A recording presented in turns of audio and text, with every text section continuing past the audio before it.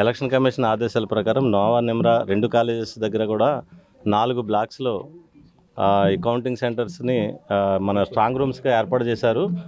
మొత్తం 29 strong rooms ఉన్నాయి. ఇప్పుడు రేపు జరగబోయే కౌంటింగ్కి ఆల్మోస్ట్ 15 హాల్స్లో, స్ట్రాంగ్ రూమ్ సమీపంలో ఉన్న 15 హాల్స్లో కూడా రేపు కౌంటింగ్ జరుగుతుంది. ఇక్కడ పటిష్టమైన బందోబస్తు 3 లేయర్లో ఏర్పాటు చేశారు యాజ్ పర్ ఎలక్షన్ కమిషన్ ప్రకారం. ఫస్ట్ లేయర్ వచ్చి సిఐపిఎఫ్ అంటే సెంట్రల్ మిలిటరీ ఫోర్సెస్ ద్వారా, సెకండ్ లేయర్ వచ్చేటప్పటికి ఆర్మ్డ్ ఫోర్సెస్ ద్వారా లోపల పెట్రోలింగ్. అన్ని స్ట్రాంగ్ రూముల దగ్గర టోటల్ బందోబస్తు అంతా కూడా CIPF, central military, paramilitary forces ద్వారా ఏర్పాటు చేశారు. అట్ ది సేమ్ టైం మిడిల్లో ఉన్నటువంటి ఈ వీళ్ళందరూ కూడా ఆర్మడ్ రిజర్వ్ ఫోర్స్, వాళ్ళు ఒక 150 ఉన్నారండి. లోపల సెంట్రల్ ఫోర్స్ ఉన్నది ఒక 100 ఉన్నారు. ఈ 250తో పాటు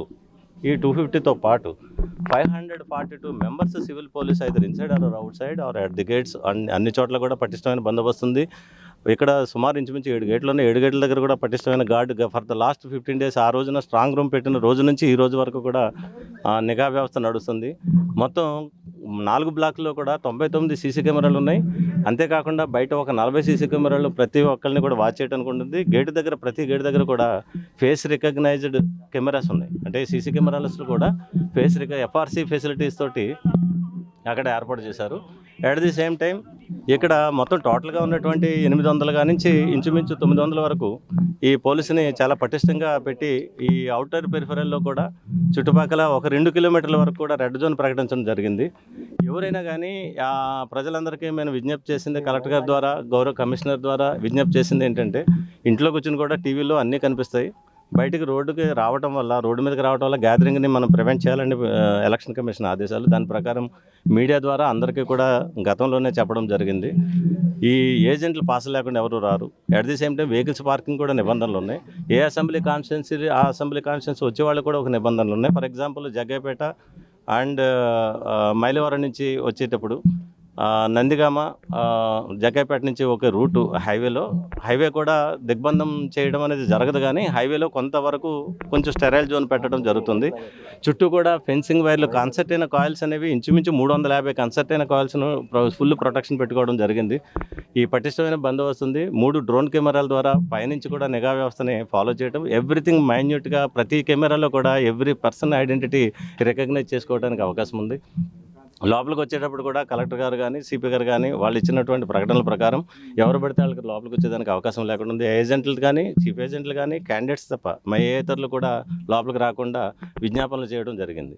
ఈ సందర్భంగా నేను మరొకటి కోరేది ఏంటంటే, చుట్టుపక్కల ఉన్న గ్రామస్తులు కానీ, ఈ కౌంటింగ్ సెంటర్ మొత్తం జిల్లా వ్యాప్తంగా జరిగే కౌంటింగ్, చుట్టుపక్కల ఉన్నటువంటి గ్రామస్తులు కానీ, లేకపోతే నైబరింగ్లో ఉన్న రెసిడెన్స్ ఉన్నాయి, ఇటువైపునే నోవా కిల్లా రోడ్డుకి ఆపోజిట్లో, ఈ రెసిడెన్స్ ఉన్న వాళ్ళందరికీ కూడా మేము రిక్వెస్ట్ చేయడం జరిగింది.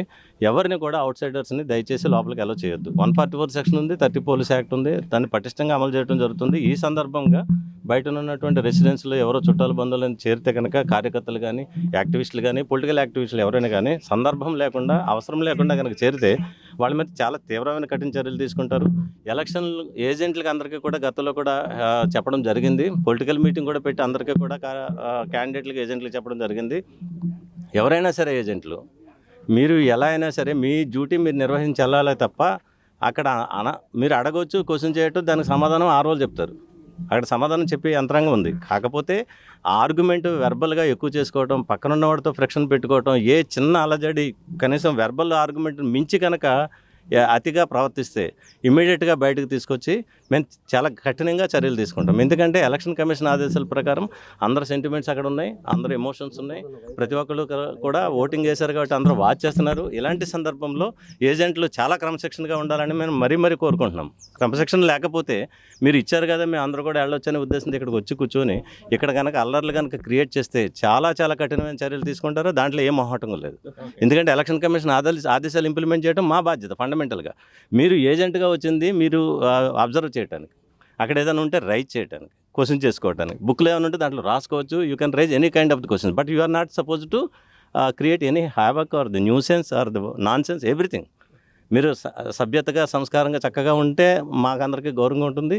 లేకపోతే బయట రోడ్ల మీద చేసిన అలజడి, లేక మీరు ఇక్కడికి అలజడి క్రియేట్ చేసినట్టయితే తీవ్రమైన పరిణామాలు ఉంటాయి. దయచేసి హెచ్చరిక అనుకోండి, లేదా సజెషన్ అనుకోండి, మంచి సలహా అనుకోండి, అది ఫాలో అయితే మా పోలీసులకు సహకరించినట్టు అవుతుంది. మరిన్ని వీడియోస్ కోసం ఛానల్ ని సబ్స్క్రైబ్ చేయండి, లేటెస్ట్ అప్డేట్స్ కోసం వాట్సాప్ ఛానల్ ని ఫాలో చేయండి అండ్ లింక్ డిస్క్రిప్షన్ లో ఉంది.